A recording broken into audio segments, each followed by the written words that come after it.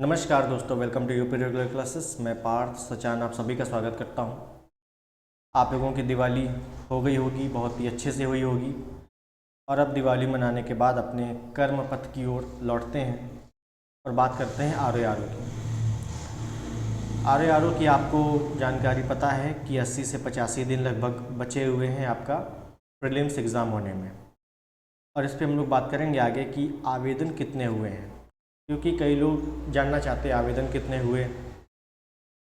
हालांकि इससे होता कुछ नहीं है, लेकिन फिर भी चलिए बात करेंगे। तो देखिए आर ओ जो है यूपी पीएससी की काफ़ी बड़ी परीक्षाएं होने वाली है अभी हाल ही में। जैसे आर ओ हो गई, एक एपीएस हो गई, यूपी पीसीएस हो गई 24 वाली, यूपी पीसीएस 2024, और एक स्टाफ नर्स की। तो ये कई परीक्षाएं लगी हुई हैं लाइन से।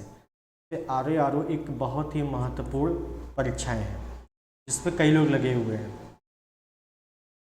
कुछ रिपीटर्स भी हैं जो जिनका पिछली बार नहीं हो पाया किसी कारणवश से, प्रीलिम्स हो गया, मेंस नहीं हो पाया या प्रीलिम्स नहीं हुआ, वो भी इसमें है। और जो नए स्टूडेंट है वो भी इसमें है। जो नए स्टूडेंट है वो ज़्यादा कन्फ्यूज़ हैं कि हम कैसे क्या करें, बहुत ही कम समय बचा हुआ है। तो बात करेंगे, उससे पहले बात करते हैं इसमें OTR। तो देखिए एक पेपर कटिंग है, यूपी पीएससी की भर्ती परीक्षाओं के लिए OTR 20 लाख पार। अब इसको देखकर कई लोग सदमे में आ जाएंगे कि यार 20 लाख पार हो गए OTR। तो मैं पहले बता देना चाहता हूँ कि OTR 20 लाख हैं केवल, ठीक है, जिसमें से आर ओ की बात नहीं हुई है। इसमें से कई लोग यूपी पीसीएस के लिए होंगे, कई लोग पहले से ऑलरेडी OTR किए हुए होंगे, कई लोग स्टाफ नर्स के होंगे और कई आर ओ के होंगे, ठीक है। आर ओ में ज़्यादातर आपके 8 लाख फॉर्म पढ़ने की उम्मीद है।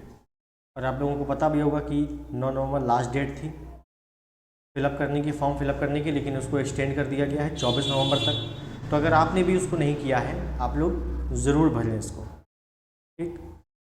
तो 8 लाख में लगभग 3 से 4 लाख लोग होते हैं जो थोड़ा बहुत सीरियस होंगे। इन्हीं में कंपटीशन है और इन्हीं में वो लोग निकल के आएंगे जो 411 पद में एक सीट अपनी बुक करेंगे। हालांकि 411 अभी है, ये भी बढ़ के आपकी 500 प्लस हो जाएगी, ठीक है ना। प्रीलिम्स एग्ज़ाम तक 500 प्लस 100% हो जाएगी, ठीक। तो अब दिक्कत ये है कि OTR हमारा हो गया है, आप लोगों ने नहीं किया है तो उसको ज़रूर कर लें। फॉर्म फिलअप हो गया है, अब आगे क्या करें। तो देखिए जो पुराने स्टूडेंट हैं, जो पुराने विद्यार्थी हैं, उनको तो पता है पेपर पैटर्न कैसा है, कैसा पेपर पूछा जाता है, पिछली बार हमारी क्या गलतियां हुई और इस बार हमें क्या सुधार करना है। जो नए हैं उनको सबसे बड़ी समस्या है कि यार बहुत कम समय बचा हुआ है, हम कौन कौन से बुक ले आएँ। बुक लिस्ट वो ढूंढने में लगे हुए हैं, जो कि सबसे बड़ी गलती है। बुक लिस्ट आपको बिल्कुल नहीं खोजना है, क्योंकि अब आपके पास इतना समय बिल्कुल नहीं है कि आप बुक लेकर आएँ और उसको पढ़ें या उसको रटें। आप लक्ष्मीकांत लेकर आओगे, आप कभी नहीं ख़त्म कर पाओगे 3 महीने में। ये एक लक्ष्मीकांत की बात है। इसी तरीके से कई सारी बुकें हैं, आपकी हिस्ट्री है, एनवायरनमेंट है, जियोग्राफी है, यूपी जी के है। तो कैसे क्या करना है तो चलिए बात करते हैं। तो सबसे पहले मेरी बात सुनिए, 20 लाख पार है, कोई टेंशन लेने वाली बात नहीं है।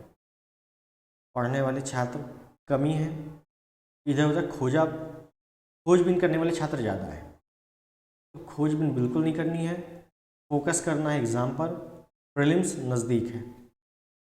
अब देखिए बात करते हैं थोड़ा सा एग्ज़ाम पैटर्न पर कि प्राथमिकता किसको देनी है।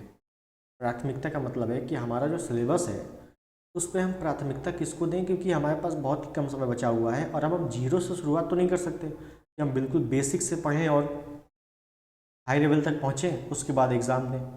तब तक आपका फाइनल भी हो जाएगा। तो क्या करना है, सबसे पहले आपको कुछ नहीं पता है तो आज से आप नियम बना लीजिए। सबसे पहले आपको हिंदी देखना है, हिंदी 60 नंबर की, सबसे पहले हिंदी 60 में से आपको 55 प्लस लाने ही लाने हैं। कैसे लाएंगे, कुछ नहीं करना है, आपके पास एक घटना चक्र होनी चाहिए, घटना चक्र प्लस आपके पास एक आदित्य होनी चाहिए। ये दोनों कंपलसरी है, ये आपके पास होनी चाहिए। इसके अलावा कोई भी बुक है आप पढ़िए, कोई दिक्कत नहीं है। लेकिन आपके पास बुक नहीं है, आप सोच रहे हैं कि यार मैं कैसे करूं हिंदी, तो ये दो बुक पढ़िए, बार बार पढ़िए, लिख लिख कर पढ़िए। क्योंकि हिंदी में क्या है, आप पर्यायवाची याद नहीं कर पाओगे। पर्यायवाची में कई लोगों को दिक्कत होती है, कन्फ्यूज जाती है कि समानार्थी शब्द कौन सा है, पर्यायवाची शब्द कौन सा है, अनेकार्थी शब्द कौन सा है। तो आप लिख लिख कर पर्यायवाची याद कीजिए, या पूरी हिंदी आप लिख लिख कर याद कीजिए। हिंदी आसान है, आप कर ले जाओगे। लोग करते भी हैं, 55+ लोगों के आते भी हैं, कई सारे लोगों के आते हैं। तो हिंदी में आपको इतना करना है। बात रही जीएस की, जो मेन फंडा फंस रहा है वो है जीएस, कि जीएस में कैसे क्या करें। तो देखिए, जीएस के लिए मैं बताऊं, सबसे बड़ी चीज़ है कि प्रोबेबिलिटी, जो प्राथमिकता हमें किसको देनी है, प्राथमिकता दीजिए आप। कैसे प्राथमिकता? देखिए, जैसे अगर मैं बात करूं हिस्ट्री की, हिस्ट्री में सबको पता है 3 चीज़ें हैं, एंशियंट है, मिडवल है, मॉडर्न है। और सबको पता है सबसे ज़्यादा मॉडर्न आता है। मैं बता देना चाहूँ, सबसे ज़्यादा मॉडर्न, राष्ट्रीय आंदोलन, ये सब चीज़ें आती हैं। आप अगर स्टार्ट कर रहे हैं या स्टार्ट कर चुके हैं तो सबसे पहले आप मॉडर्न हिस्ट्री कवर कीजिए। एंशियंट और मिडवल अभी छूने की कोई आवश्यकता नहीं है। सबसे पहले, सबसे ज़्यादा मॉडर्न हिस्ट्री आप अच्छे से कवर कर लीजिए, क्योंकि सबसे ज़्यादा क्वेश्चन आपके उसी से आएंगे। एंशियंट और मिडवल मिला के हो सकता है 3 क्वेश्चन आए, और आपका मॉडर्न हिस्ट्री से लगभग 12 क्वेश्चन आए। ठीक। उसके बाद अगर मैं बात करूँ साइंस में क्या करें? देखिए, साइंस में भी 3 है, फिजिक्स, केमिस्ट्री और बायो। और सबसे ज़्यादा किसका बर्डन है? बायो का।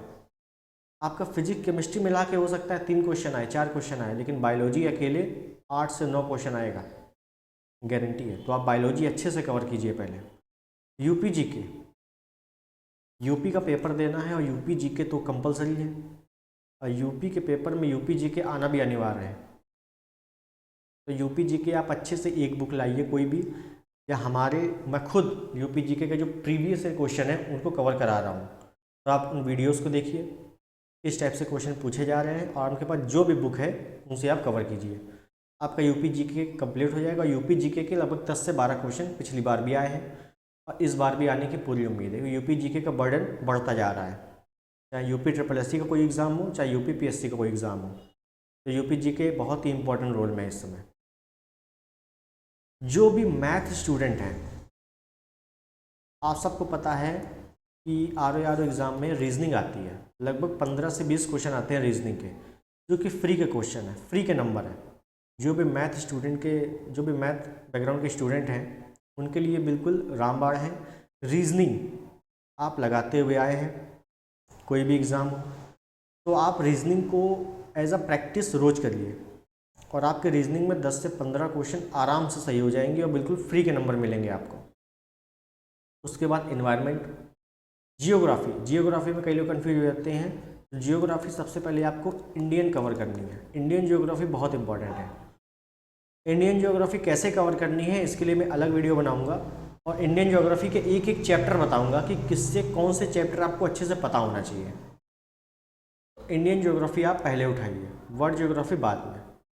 ठीक। उसके बाद जो छोटे छोटे चैप्टर आते हैं, पर्यावरण, एग्रीकल्चर, ये सब बात के हैं। पहले जो मेजर पोर्शन है जिससे हमारी नंबर गेनिंग बढ़ेगी, तो सबसे पहले आपका हिंदी कवर होना चाहिए। हिंदी आपको अच्छे से, रेगुलर हिंदी प्रैक्टिस। उसके बाद जितने मैंने जीएस के बताए, और प्लस करंट का रोल काफ़ी अच्छा रहता है। करंट के लगभग 25 से 30 क्वेश्चन आते हैं, और बहुत ही बेसिक क्वेश्चन आते हैं। पीछे के 6 महीने के आपको करंट पढ़नी है, उससे ऊपर नहीं। करंट पढ़िए, और इतने जीएस को मैंने जैसे बताया, जिस हिसाब से बताया वैसे। उसके बाद उसके बाद जो सब्जेक्ट वाइज है, जैसे जियोग्राफी, तो जियोग्राफी, हिस्ट्री, इन सब के हमारे पास ऑलरेडी प्रैक्टिस सेशन चल रहे हैं, उनको आप ज्वाइन कर लीजिए। प्रैक्टिस सेशन आपके जो प्रीवियस क्वेश्चन है उनके एक्सप्लेनेशन है, उसको आप अच्छे से कवर कीजिए। चैनल पर जाके पूरे वीडियो पढ़े हुए हैं, फ्री ऑफ कॉस्ट, अच्छे से कवर कीजिए। सब्जेक्ट वाइज कैसे पढ़ना है आपको, हिस्ट्री कैसे पढ़नी है, जियोग्राफी कैसे पढ़नी है, इसके बारे में अलग से वीडियो में हम लोग बात करेंगे। तो यहाँ पे आपको मोटिवेशन की कोई ज़रूरत नहीं है, आप बिल्कुल अंदर से मोटिवेट रहिए। आप प्रीलिम्स पे ध्यान दीजिए, क्योंकि जब आपका प्रीलिम्स निकलेगा तो मेंस के लिए एक अंदर से एनर्जी बूस्टअप हो जाएगी, समझ रहे हैं? तो प्रीलिम्स सबसे पहले हमारा फोकस होना चाहिए। तो चलिए आज के लिए इतना ही, मिलते हैं अगले वीडियो में जिस पे हम आपको अलग से सब्जेक्ट वाइज कैसे पढ़ना है, क्या करना है, किन किन चैप्टर पर ध्यान देना है वो ज़रूर बताएंगे। तब तक के लिए धन्यवाद।